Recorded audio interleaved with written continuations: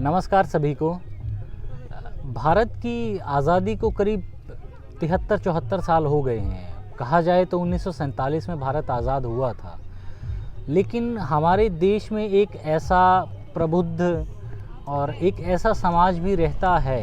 अगर भारत की बात करें, अनेक तरीके के जनजातीय समाज रहता है। तो मेरे गांव में ही मैं बैठा हूं यहाँ पे, तो भाई साहब हैं, इनसे भी हम बात करेंगे। कौन है, इनका परिचय मैं आपसे करवाऊंगा और कितनी बुद्धिमान समझदारी से इन्होंने बात की और कितने प्रबुद्ध समाज से ये अपना नाता रखते हैं, कहाँ से आते हैं और कहाँ से इनकी यात्रा शुरू हुई थी, इस पे सब हम बात करते हैं। बात इस वीडियो में आज करेंगे।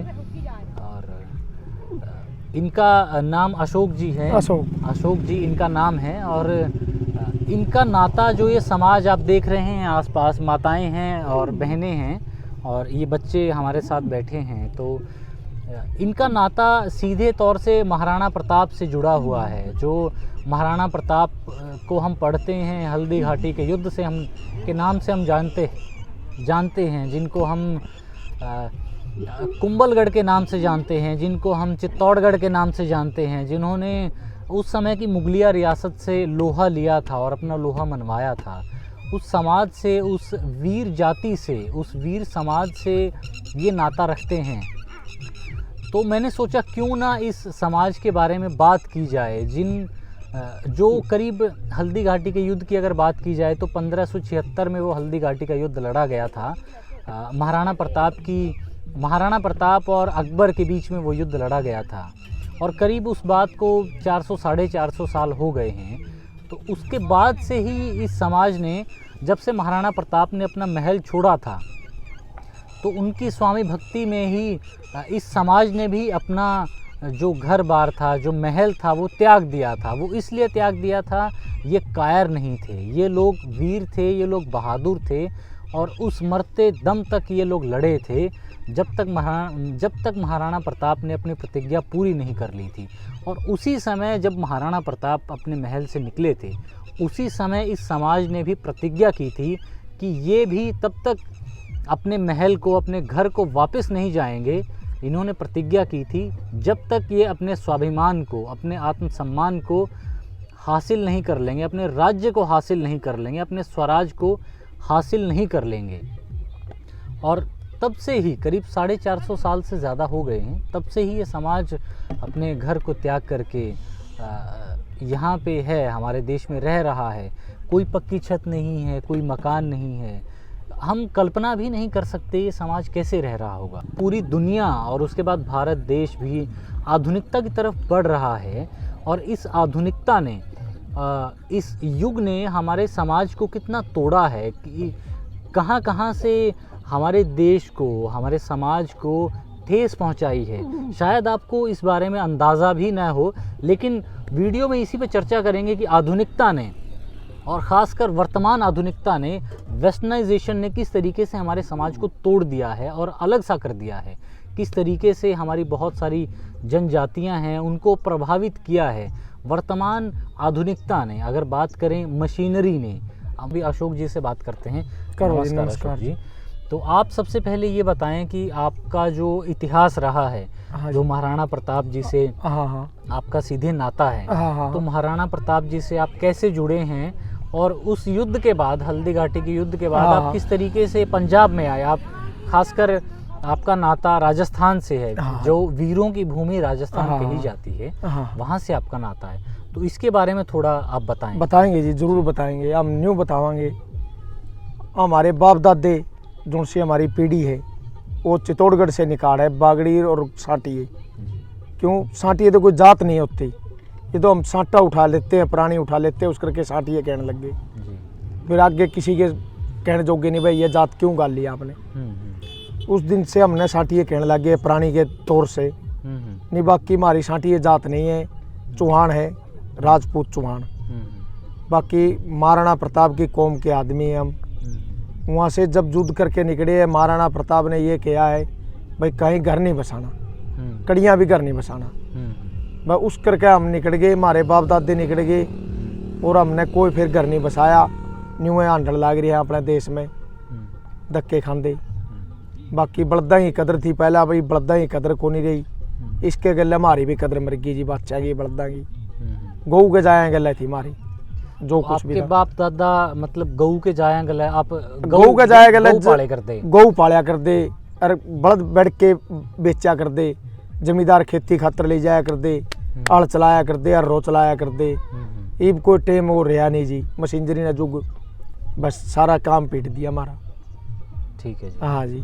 तो इसके बाद ईब वर्तमान समय में जो आप ईब 2021 में बैठे हैं, हाँ तो जी, हाँ। ईब आपका परिवार है या जो आप हो, ईब के काम करके अपना गुजारा कर रहे इब हो? तो जी हमें वैसे ही अब बैठ के पाल रहे हैं, दो दो एक एक दो दो बादशाह, हाँ जी। इसके लिए अपना टाइम पास कर रहे हैं। जमींदारा ने रेस का शौक हो गया, थोड़ा ठोकर बजावा है उन करके थोड़ा काम चाल जे हमारा, किसी में 100 रुपये रह जे, किसी में टूट जे है, बाकी कदर तो इतनी रही नहीं, वो धक्के खाने वाला काम है। ठीक है जी। हाँ जी। तो एक बात और मैंने बताओ, जो महाराणा प्रताप ने प्रतिज्ञा करी थी हाँ हल्दी जी। घाटी के युद्ध के बाद, हाँ जी। हाँ तो आप इस प्रतिज्ञा ने कब तक पुगाओगे? क्योंकि करीब आपने बहुत सारी पीढ़ी खपकी होंगी, जब लग 100 साल में करीब कहेंगे मा- 25 पीढ़ी है, हाँ, 25 साल की मानना एक हाँ जी, पीढ़ी मानना। है, तो 450 साल हो गए। हाँ जी, तो हाँ। कब तक आप इस प्रतिज्ञा जब को लग पुगाओगे? मारा में जान रहे भाई, जब लग मार के बड़खा में भी जान रहे भाई, आगे का तो कोई बेरा नहीं। जब लग हम तो यह कहा भाई अपना गामा मांडियो और टाइम पास करियो, कड़िया जगह पक्का ठिकाना नहीं बनाइयो, बस न्यू मर जाना हमने। ठीक है जी। हाँ जी।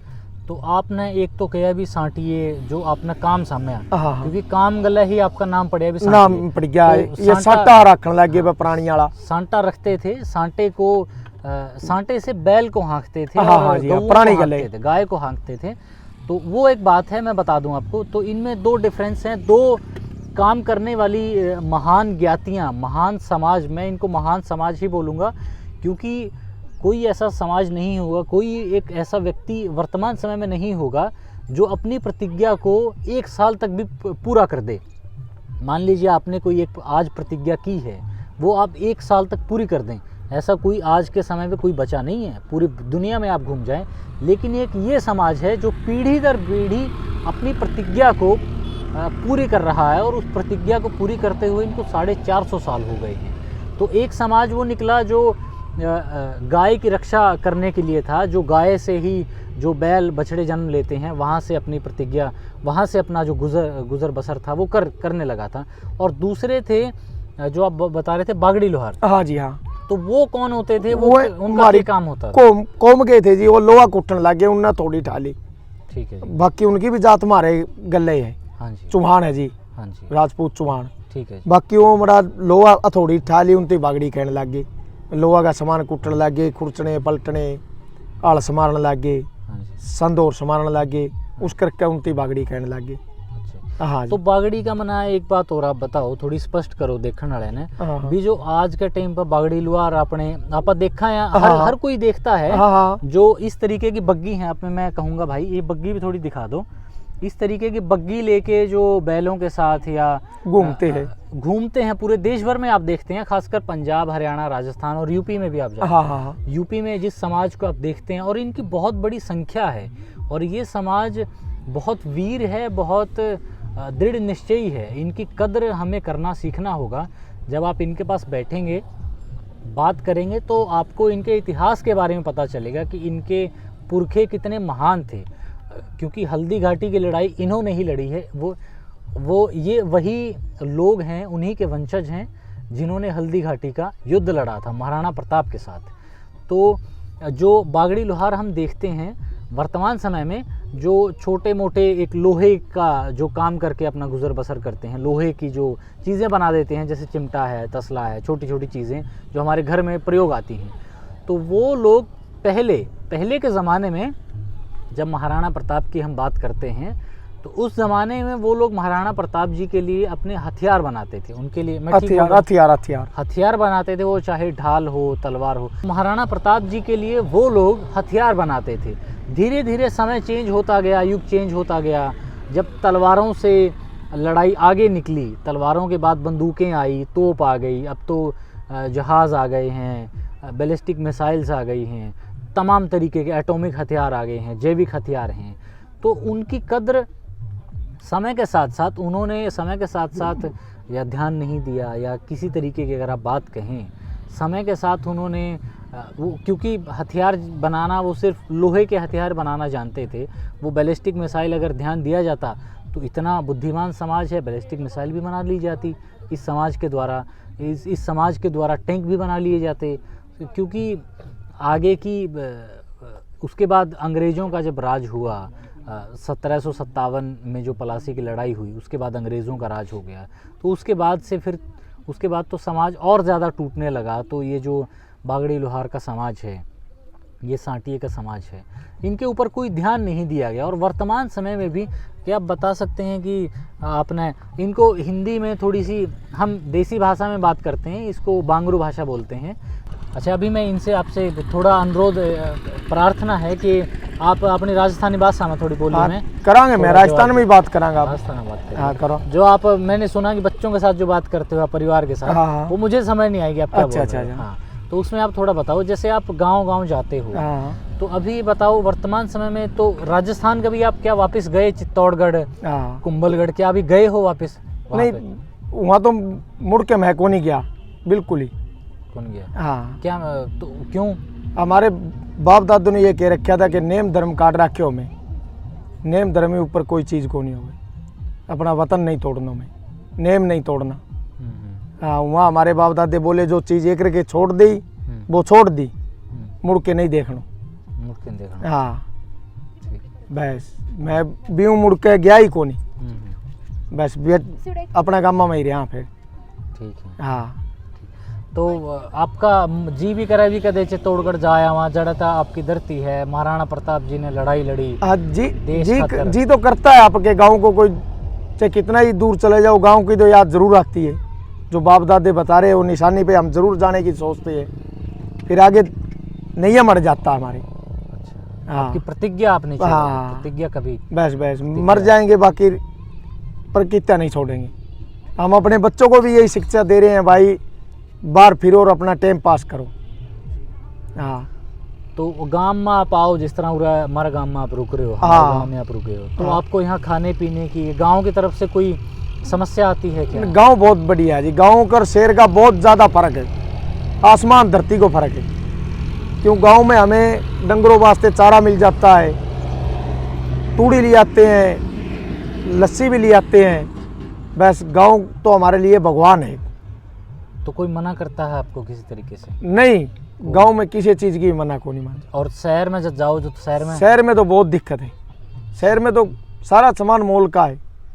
अब वहाँ तो तुझे पता ही है, ठीक है, बिजनेसदार लोग है, कोई डंगर पालते नहीं, कोई और पालते नहीं। शहर में तो अपने अपने काम से काम है।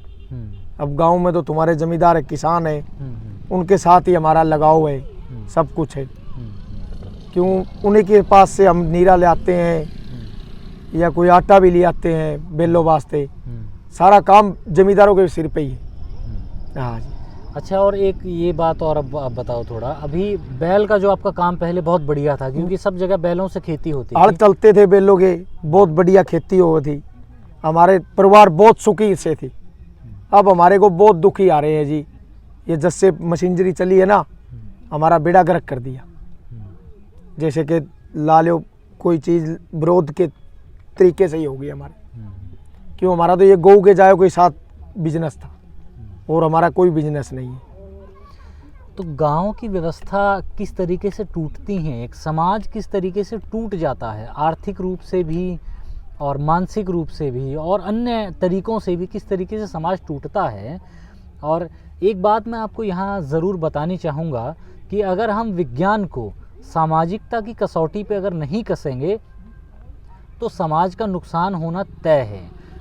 जिस तरीके से विज्ञान को सामाजिकता की कसौटी पे नहीं कसा गया और समाज में बहुत मशीनों को लाद दिया गया, मशीनों को समाज के ऊपर लाद दिया गया, ट्रैक्टर आने लगे, बहुत सारी समर्सिबल आने लगे हैं, अब बिजली से जितने चलने वाले उपकरण हैं वो सब आने लगे हैं, और ईंधन से चलने वाले जितने उपकरण हैं वो सब आने लगे हैं। उसने इस बहुत बड़े समाज को कैसे तोड़ा है। जैसे ये बता रहे हैं कि जब ट्रैक्टर नहीं आए थे तो उस समय ये लोग गाय पालते थे, बैल पालते थे, और बहुत बेहतरीन बैल आज भी इनके पास मौजूद हैं, हम दिखाएंगे पहले ये बात कर लेते हैं।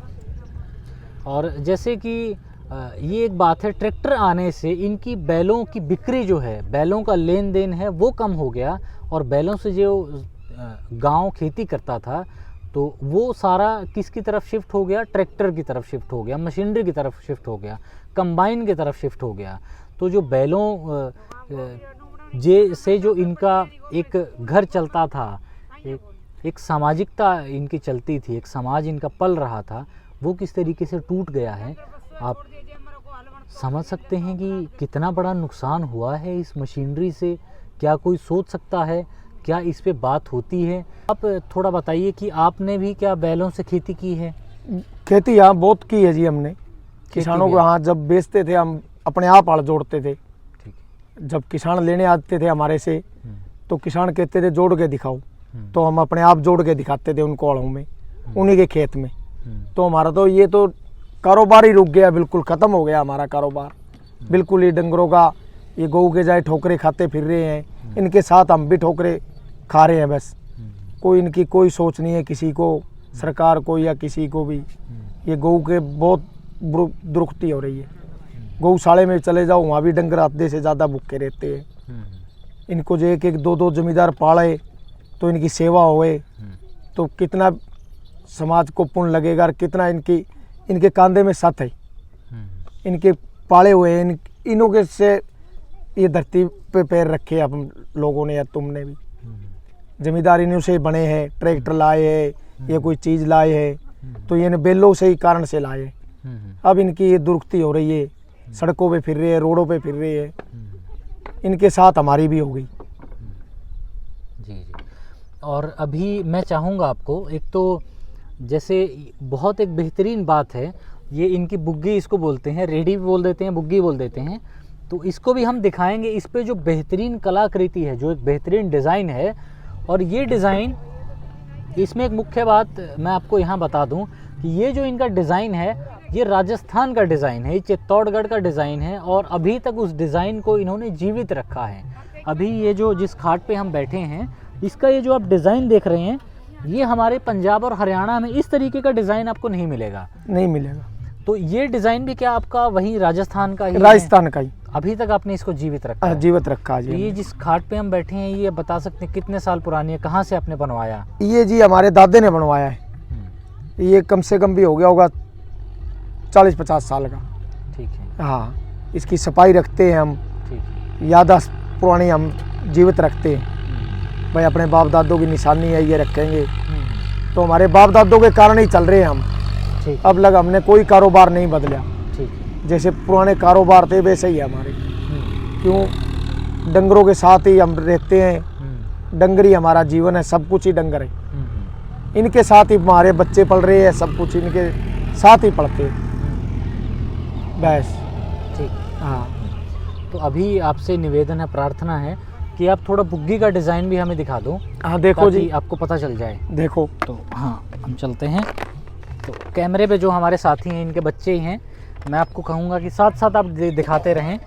दिखाओ। हाँ जी, ये आप बताते रहिए क्या क्या अलग, ये अलग चीज़ें आपने सब बनवाई हैं। हाँ हाँ, ये बनवा रखे है, डिजाइन से बनवा रखे है। ठीक है। ये भी डिजाइन से बनवा रखे है। ठीक है। ये क्या लक्कड़ का है? इसमें ये साल की लकड़ है जी, साल की। अच्छा, साल शीशम और साल। अच्छा। हाँ। तो ये कितने साल पुरानी होगी आपकी बुक? ये जी 100 साल पुरानी। 100 साल पुरानी? हाँ जी बिल्कुल। ठीक है। 100 साल पुरानी है ये। ये देखो। अच्छा, ये यहाँ भी आपको दिखाऊं तो हर एक पट्टे पे यहाँ अलग डिजाइन है। हाँ, ये डिजाइन लगा रखे है जी। अलग है। हाँ। ये यहाँ पे अलग है। साइड में अगर आप देखेंगे तो साइड तो में इन पे भी अलग है। ये 100 साल से पुरानी बुग्गी है। हाँ हाँ जी, उसको 100 साल से अभी तक संभाल के रखा है। और वर्तमान समाज की जो चीज़ें हैं, जो गाड़ियाँ बना रहे हैं, बहुत बड़े इंजीनियर और साइंटिस्ट लग के बनाते हैं, वो 20-30 साल में कबाड़ हो जाती है। और ये 100 साल पुरानी चीज़ है और अभी तक कैसे बची है। ये भारतीय कलाकृति का और भारतीय इंजीनियरिंग का एक बेजोड़ नमूना है, बेहतरीन नमूना है। तो इसमें ये पीतल के लगे हैं, ये भी आप बता दें। पीतल के लगाए हुए जी। अच्छा, पीतल का ये सब। हाँ हाँ। तो आप बता रहे थे कि पीतल की भी पहले आपकी बग्गी होती थी। हाँ हाँ, पीतल की भी बुग्गी होती थी हमारी। अच्छा, तो वो क्यों आपने फिर बंद कर दी, लकड़ की क्यों आप बनाने लगे? नहीं नहीं, वो थोड़ी सी चलने में दिक्कत थी जी, ठीक है। वो चलने में बहुत दिक्कत थी उसकी, उसका पीतल खराब हो जाता था, हम्म, पत्तियाँ उखड़ने लगी थी। अच्छा, हाँ तो ये लक्कड़ वाली बढ़िया चलती है। हाँ, ये बढ़िया चलती है। तो ऐसी बग्गी क्या और भी है जिसमें अलग तरीके का डिजाइन हो? हाँ है, इससे अलग? वो है। हाँ, वो भी आप दिखा दो। हाँ हाँ, दिखाएंगे, जरूर दिखाएंगे जी। इस तरफ है, इसमें भी अलग अलग डिजाइन है।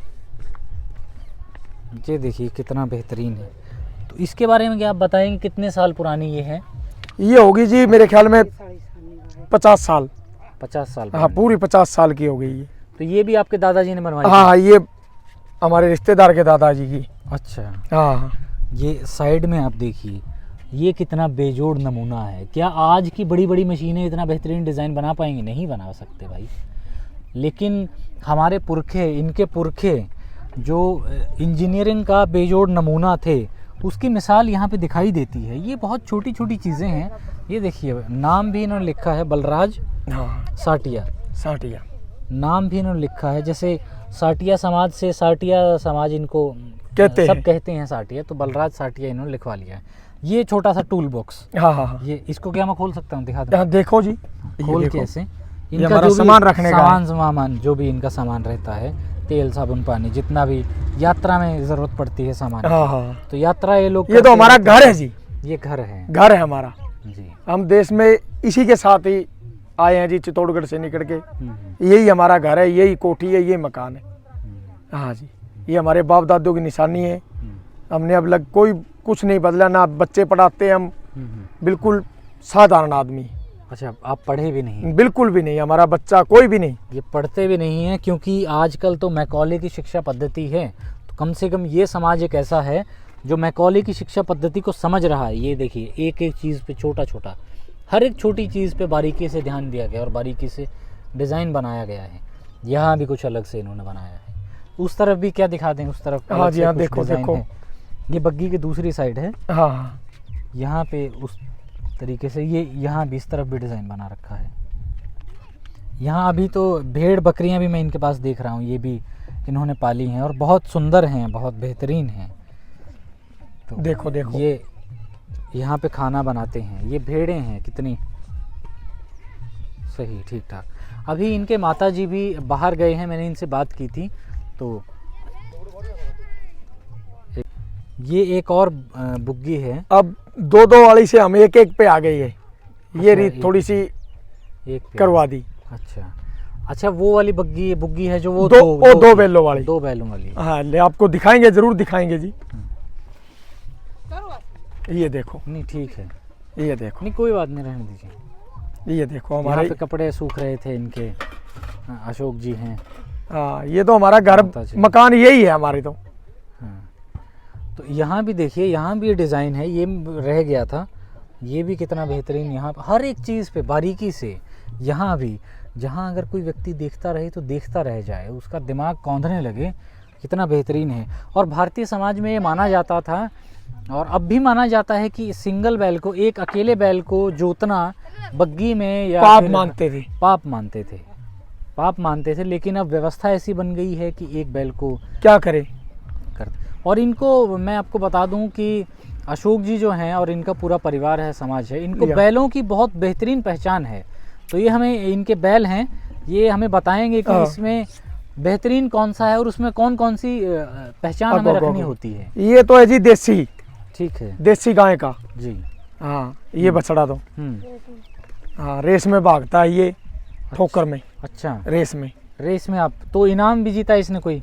नहीं, अभी लग इनाम में नहीं बाड़ा।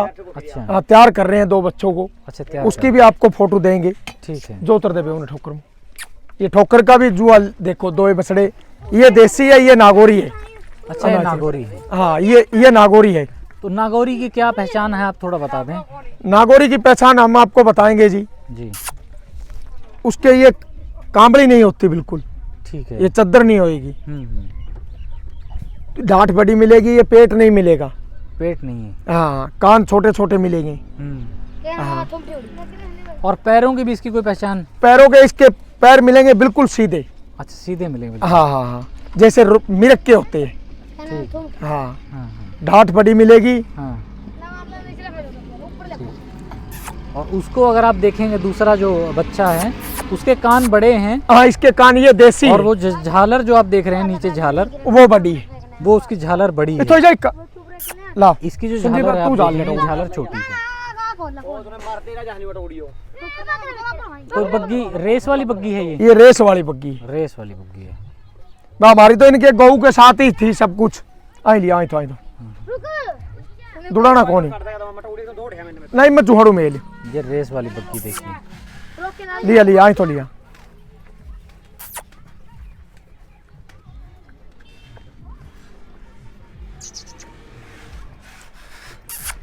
पहले हम यही शौक करते थे, बैलों का ही शौक है हमें बाप दादों से ही। जब से चित्तौड़गढ़ से निकले हैं इनके साथ ही हम पढ़ते हैं हाँ। और इनके सारे ही हम जी रहे हैं। तो रेस में दोनों दौड़ते हैं। हाँ, रेस में ये दोनों दौड़ते हैं। और जो दौड़ाने वाला होता है तो आप कहाँ पे खड़े रहते हो? पीछे? हम यहाँ रहते हैं जी, झालियानी आगे। एक मिनट, हाँ आप दिखा दीजिए। मैं दिखा दूँ क्योंकि सबको पता नहीं है बग्गी का। जो लोग शहर में रहते हैं ओ बस बस, बहुत तेज भागते हैं। देखिए बग्गी में जोड़ा तो भागने लगे। कोई बात नहीं, ठीक है। अब हम यहाँ बैठते हैं। उठा उठा उठा जो ना ठीक है, बैठ जगह रहने दो। हाँ ठीक। अच्छा यहाँ पे बैठते हैं जो? हाँ, यहाँ पे बैठते हैं जी। अच्छा तो ठीक, यहाँ पे बैठ के रेसिंग होती है। जोड़ उठाई लाग गई। रेसिंग के लिए है बग्गी। देखिए आप, ये हम ऐसे बैठ जाते हैं इन पे, उठाई लाग गई। ये यहाँ भी खड़े हो जाते हैं। अच्छा खड़े हो जाते हैं। हाँ, ऐसे भी खड़े हो जाते हैं दौड़ती पे, ठीक है। फुल स्पीड पे, ठीक। 100 के ज़्यादा स्पीड। अच्छा हाँ, तो यहाँ भी बैठ जाते हैं ये इस पे। जी जी जी जी। अच्छा एक आपकी जूती है, ये रह गई है। जो आपकी जूती का जो डिज़ाइन है ये राजस्थान का डिजाइन है, चित्तौड़गढ़ का। देखिए भले ही ये समाज 450 सालों से बाहर है लेकिन अपनी जड़ों से अभी तक नहीं कटे हैं। ये जो जूती आप देख रहे हैं ये पूरा डिज़ाइन जो है ये पूरा राजस्थान का डिज़ाइन है, चित्तौड़गढ़ का। राजस्थान में भी बहुत तरीके के डिज़ाइन होंगे परंतु ये चित्तौड़गढ़ का डिज़ाइन है। हाँ, अभी तक उस चीज़ को इन्होंने नहीं छोड़ा। याददाश्त ताजी कर रखी है हमने। कितनी ये बड़ी बात है। और लेकिन पहनावे की अगर बात करें तो पहनावा थोड़ा सा ये है। पहनावे की आप बात बता दीजिए हमें कि पहनावा आपका वहाँ कैसा था राजस्थान में? हमारा वहाँ तसरिये बांध के रखते थे, मुर्की रखते थे बड़ी बड़ी। टसरी क्या होता है? टसरी आप बता दें। जोर से पगड़ी, ठीक है। ठीक, पगड़ी वहाँ टसरी बोलते हैं हमारे। ठीक है। वहाँ मुर्की रखते थे कानों में, सोने की इतनी इतनी बड़ी। ठीक है। और बाहों में कड़ा रखते थे चांदी का, ठीक है। पैर में भी चांदी का कड़ा। ठीक है। हाँ, वो डिजाइन अब थोड़ा सा हमने छोड़ दिया। और कपड़े किस तरीके से होते थे आपका? कुर्ता और धोती मण के लगा के। मण के लगा के। हाँ, और धोती पहनते थे या क्या था? धोती। अच्छा धोती थी। हाँ हाँ, ठीक है। ठीक। तो धोती यहाँ पंजाब हरियाणा की और उसमें अंतर होगा? क्या अंतर था आपको लगता है? वो बांधते कुछ अलग तरीके से? अलग तरीके से बांधते थे। अलग तरीके से। अलग तरीके से। यहाँ से धोती तो देखो पंजाब एक, हरियाणा में। हाँ जी, हरियाणा में तो बांधते हैं हमारे जैसे ही। जी। हाँ, बाकी थोड़ा सा हमारा अलग तरीका है, पहनावा का अलग तरीका है। अच्छा अलग से पहनते हैं। हाँ। ठीक ठीक। जो गुरुजी बात करते हैं सभ्यता, संस्कृति और परंपरा की, वो हमें अशोक जी से जानने को मिली है। तो अशोक जी आपने जो चांदी के कड़े की बात की, तो चांदी के कड़े क्या हमें देखने को मिल सकते हैं या डिज़ाइन है कुछ भी उसमें? उस पे माता जी कोई बात रख सकती हैं? हाँ, हम आपको जरूर दिखाएंगे कल परसों। 2-2, 3-3 किलो के हमारे चांदी के कड़े हैं हमारी माता को। माता जी हैं। हाँ हाँ, तो माता जी के पास अभी भी वो अब हैं? भी है, उन पे डिज़ाइन अलग से? अलग से डिजाइन है। ठीक। चित्तौड़गढ़ का ही निशान डिजाइन बनवाया हुआ। जी जी, हाँ। चित्तौड़गढ़ का। हाँ, 3-3 किलो की, एक पैर में 1.5 किलो की जी जी चांदी की। जी। तो ये एक बहुत बड़ी बात है। इस तरफ आ जाइए एक बार, है ना। ये मैं आपको इनका रैन बसेरा है, ये एक बार मैं आपको दिखा देता हूँ। ये इनका अशोक जी का पूरा परिवार है। बकरी हैं। इस तरफ थोड़ी धूप आ रही है। ये अभी थोड़ा ये भैंस भी शायद ही रखने लग गए हैं। भैंस अभी यहाँ पे अपना भोजन कर रही हैं। भैंस भी अशोक जी लाने लग गए अब आप? हाँ, क्या करे जी, अब पालनी पड़ती है। हाँ, हाँ। मजबूरी हो गई और व्यापार रहा नहीं। जी। हाँ, और कारोबार नहीं है। ठीक है। तो अभी इनका ये जो पूरा परिवार है और इनके पूरे जानवर हैं, ये इनका घर है। बुग्गियाँ हैं, बैल हैं, बकरी हैं। आप देखिए बुग्गी के नीचे बकरी बैठी हैं, भेड़ हैं। भेड़ मैं आपको दिखा दूं, भेड़ वहाँ बैठी हैं और ऊन पहले बिक जाती थी, परंतु आधुनिकता ने ऊन का काम भी ख़राब कर दिया है, बंद हो गया क्योंकि बिल्कुल। ऊन भी कोई ख़रीदता नहीं है। बनी बनाई स्वेटर आ जाती हैं मार्केट में, वो सस्ती पड़ती हैं। आधुनिकता ने इनका ये रोज़गार भी छीन लिया है। आधुनिकता ने इनके जो बैलों का रोज़गार था वो छीन लिया है। आधुनिकता ने ऊन का रोज़गार छीन लिया है। आधुनिकता ने बकरी का रोज़गार छीन लिया है। अभी तेज़ स्पीड से चलने वाली गाड़ियों ने इन बुग्गियों की जगह ले ली है, तो ये भी कहीं ना कहीं इस रेस से बाहर हो गई हैं। तो हमें समझना पड़ेगा कि इतने बड़े समाज को, जिनकी आज भी वर्तमान समय में इतनी बड़ी संख्या है भारत देश में, उनके बारे में कोई नहीं सोच रहा है। क्या इनके रोज़गार के बारे में हमें सोचना चाहिए? इनके संस्कृति सभ्यता जो इनकी रही है उसको जीवित करने के लिए कुछ करना चाहिए भारत के लोगों को या भारत सरकार को। ये सोचना आपका काम है। मैं तो सिर्फ अपनी बात रख सकता हूँ। अभी जब इनके माताजी आएंगे तो उनकी भी बात हम रखेंगे, माताजी से भी बात करेंगे कुछ ना कुछ, और उसके बाद उनका जो डिज़ाइन है, चांदी है, उस पर बात करेंगे और भारतीयता की आपको और बात हम बताएंगे।